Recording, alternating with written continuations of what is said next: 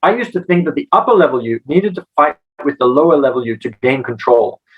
But over time, I've learned that it's more effective to train that subconscious emotional you the same way you would teach a child to behave the way you would like him or her to behave, with loving kindness and persistence, so that the right habits are acquired.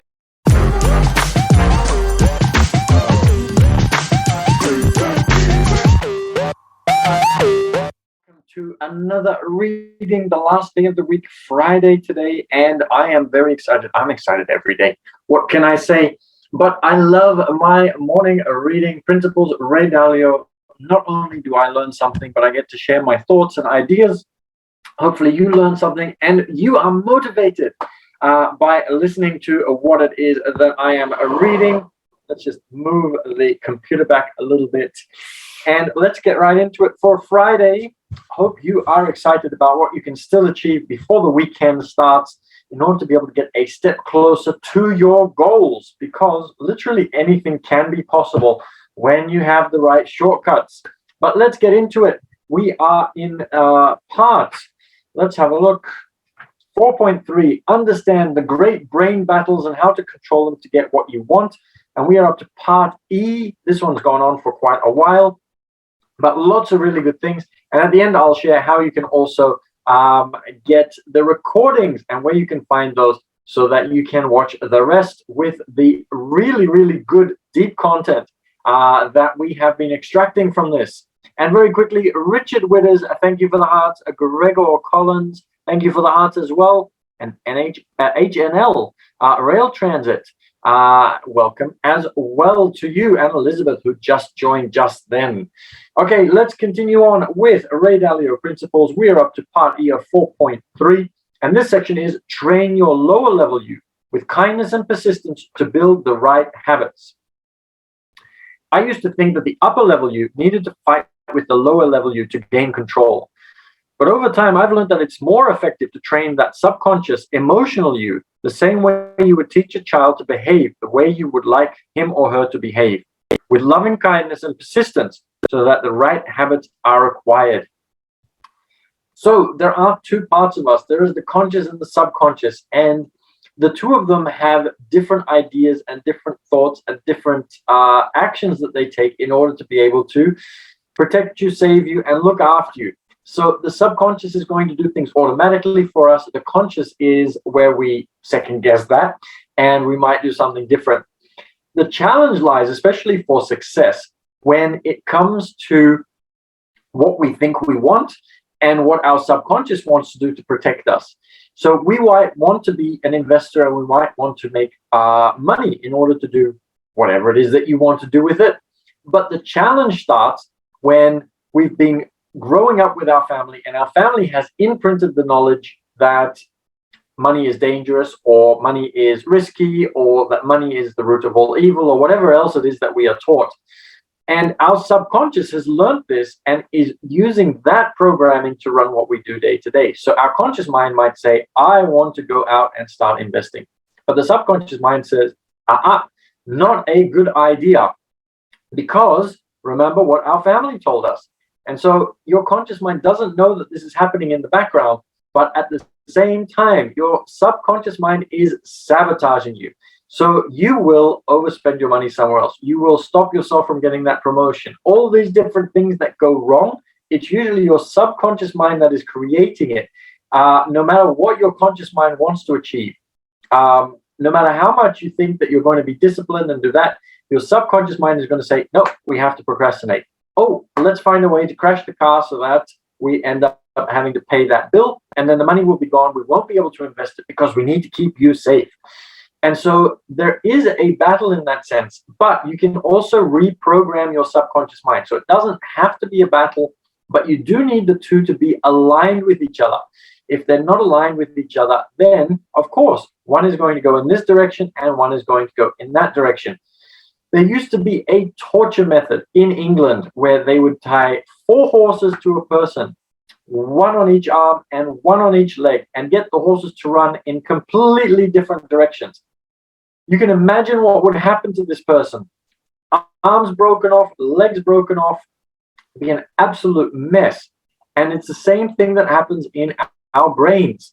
One brain wants to go this way and the other wants to go that way. Of course, you can imagine that it's going to be carnage. You want to have both of those brains going in the same direction. So whatever the conscious mind wants, you need to train the subconscious mind to go in that direction so that you are in alignment and you're actually able to get where you want to go. Have you ever seen, it's like really funny when there's a sitcom and you have conjoined twins. And so you've got two people in one body and one wants to go to the left and the other wants to go to the right. And they're just pulling at each other and not getting anywhere. You need to convince both of them that they want to go to the same place. And you will then be able to get to that goal and dream that you have as well. Okay, part F, understand the differences between right-brained and left-brained thinking. Just as your brain has its conscious upper part and its subconscious lower part, it also has two halves called hemispheres. You might have heard it said that some people are more left-brained while others are more right-brained. That's not just saying. That's not just a saying. Caltech professor Roger Sperry won the Nobel Prize in Medicine for discovering it. In a nutshell, the left hemisphere reasons sequentially, analyzes details, and excels at linear analysis. Left-brained or linear thinkers who are analytically strong are called bright.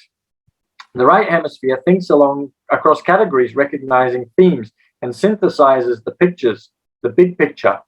Right-brained or lateral thinkers, where more street smarts, are often called smart. The diagram on the left summarizes the quality of right-brained and left-brained thinking types. Now, before I show you that, it is important to realize that, yes, you are going to have one that is more dominant, such as your right hand is more dominant over your left hand, or you could be a left-hander and your left hand is more dominant over your right hand. However, you can train, and there are people who have been able to train, if they're right-handed, their left hand to be just as good. There are also lots of people, and this is even more common, where people who are left-handed when they were children, this was especially prominent in the 60s, 70s, and 80s. I don't know, even maybe earlier than that.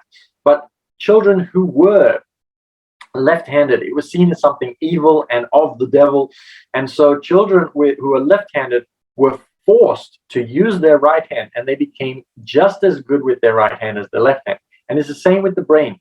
It is possible to be able to train both sides so that they can be equally good. So you don't have to be too concerned about whether you're left-brained or right-brained. But there's also nothing wrong with being left-brained or right-brained, because the world needs people who are skilled at different things. So this is the little diagram just here. Let's see if we can get it to show. Oh, there we go. Otherwise, it disappears on Zoom because of the background that I have. So it states, left brain, logical, math science-minded, realism predominates, planned plus orderly, prefers non-fiction, focused on facts.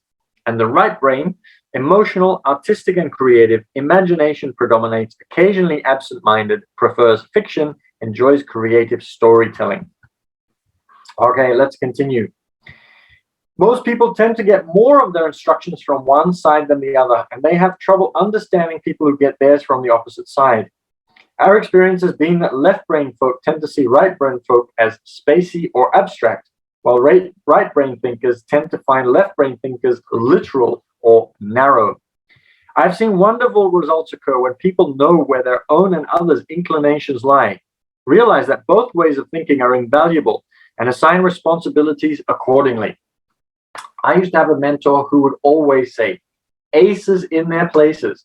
When you know what somebody is good at, get them to do tasks that they are good at, and get other people to do tasks that they are good at.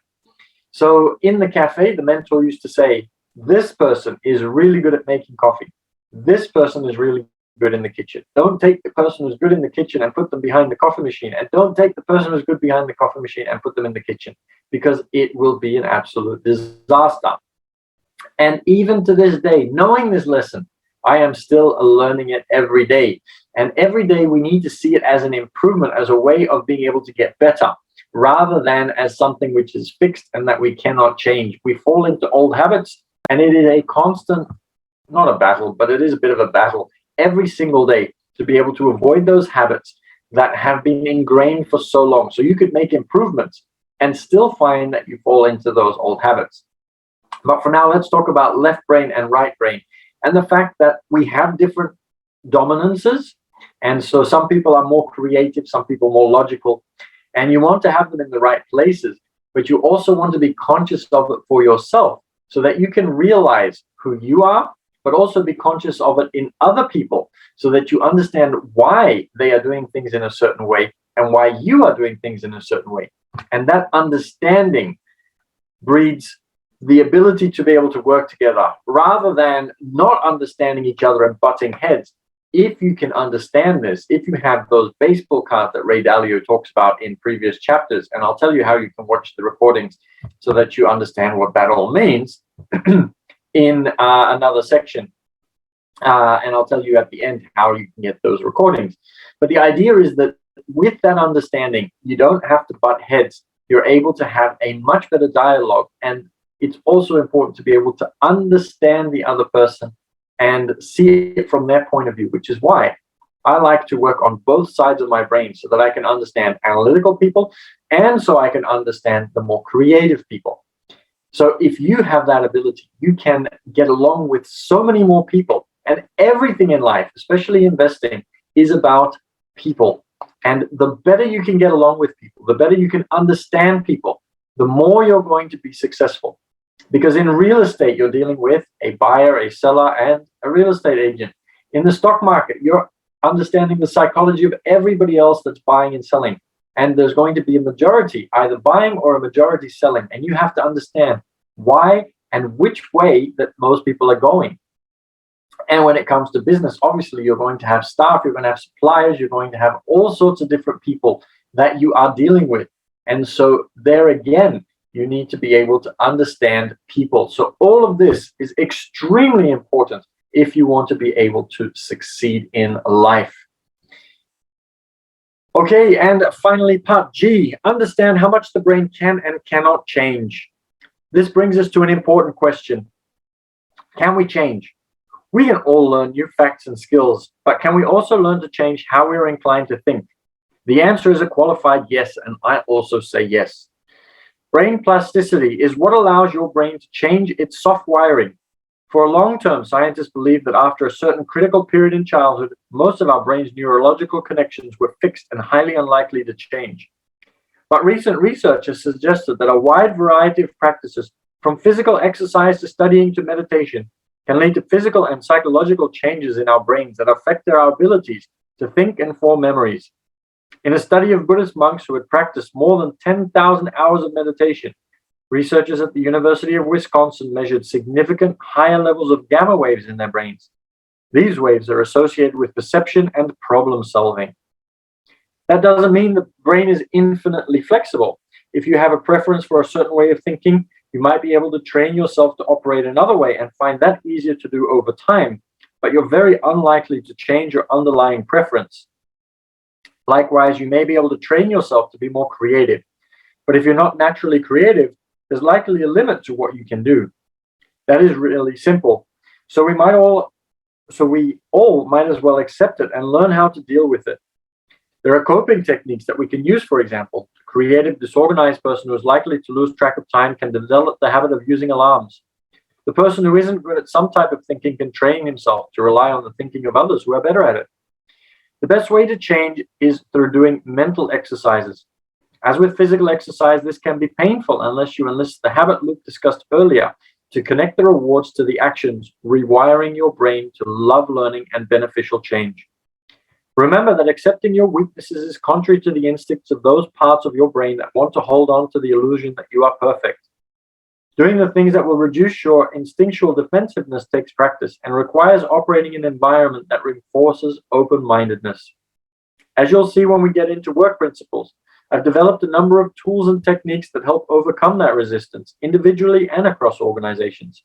Instead of expecting yourself or others to change, I found that it's often most effective to acknowledge one's weaknesses and create explicit guardrails against them. This is typically a faster and higher probability path to success. So absolutely, the brain can change. And I think the most important thing is, what are your goals? What do you want to achieve? So if you have a weakness that you are okay with, then obviously you don't need to work on changing it. If you have a weakness that you'd like to do something about, realize that you're not ever going to be perfect at it, but you're going to be able to make inroads. So when I was younger, I used to practice writing with my left hand. I used to walk across a bridge with my eyes closed. I did all sorts of different exercises in order to be able to change my brain. And I used to read Agatha Christie novels, and I would do everything in my power. I was a very messy, chaotic child, absolutely messy and chaotic. And I started reading Agatha Christie, and I loved Hercule Poirot, and I loved the fact that he was so perfectionist. And I set about small little changes and rewarding myself every time I did something perfectly. I would take my pens on the desk and I would put them straight. I would color my my workbook so it would look beautiful. And so it is absolutely possible to change. There's a really good book called it's by Norman Deutsch. I remember that. And I think it's called The Brain That Changes Itself. And it's about neuroplasticity, and I would absolutely highly recommend that as well. And we might add it to the list of many, many books that I already want to read together with you here every morning. But that's beside the point. The point being that you can change if you want to. You just need to learn the techniques and the strategies in order to be able to do that. As I say all the time, there are shortcuts and effective ways of doing absolutely everything. And it doesn't matter what your starting point is. If you know the shortcuts, if you know the strategies, if you know the techniques, you can achieve anything at all. So you just need to start believing that you deserve it.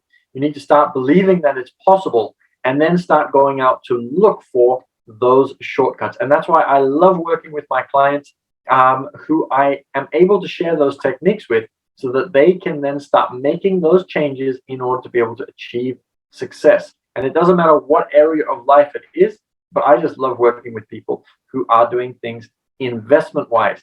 But very often I'm also suggesting health-related things and relationship-related things, because everything is ultimately related. If you want a better business, you need to make sure that you have good relationships, because arguments at home are going to spill into the business. And no matter how much work you do to fix the business, people can feel that energy, that negative energy of what you are bringing from home into the business. And it affects the business, it affects the staff, it affects the customers, it affects lots of different things.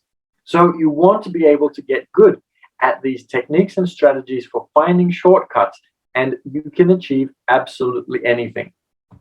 So we're going to leave it at that. I hope you enjoyed Principles by Ray Dalio with my thoughts, comments, and ideas.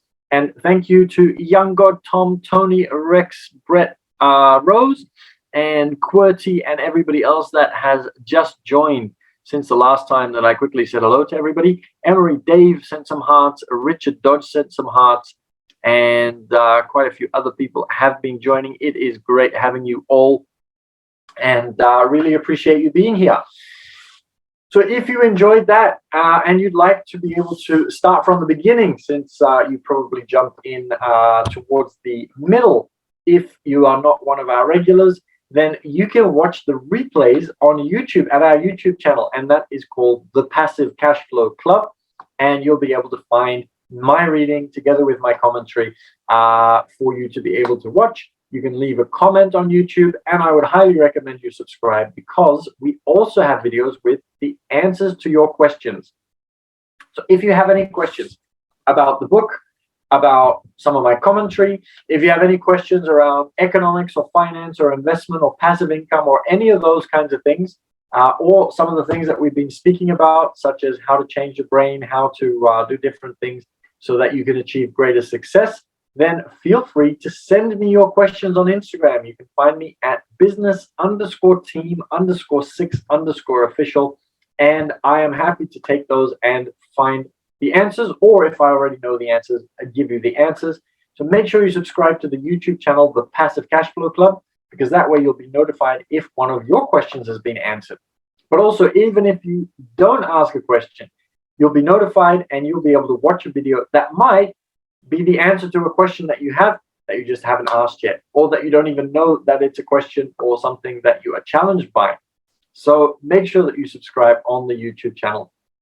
Also, if you are interested, I wrote an article about how to implement some of these things, and I am sharing a technique that I have been talking about.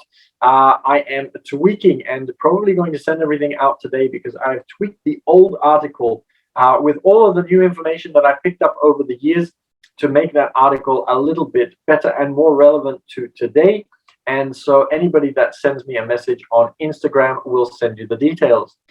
Also, if you're in Sydney, we have a cash flow event coming up tomorrow morning in Sydney. And if you'd be interested, come and join us.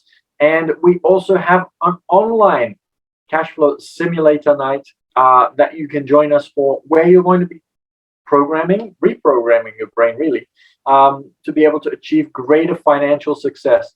So if that's something that you're interested in, or our masterminds or our networking or all the other things that we do, get in touch, let me know, and we will be in touch with you to let you know how you can join us for our networking, our masterminds, our simulator nights, as well as our game nights and days and different other things. So get in touch, and I'm looking forward to getting to know more of you.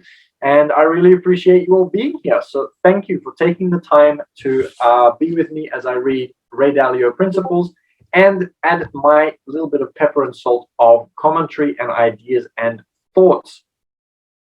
So I'm looking forward to seeing you all again on Monday. Have an absolutely amazing weekend. Remember to do as much as you can today towards getting to your goals. But remember, you don't have to do it the hard way. There are shortcuts and more effective ways of doing everything.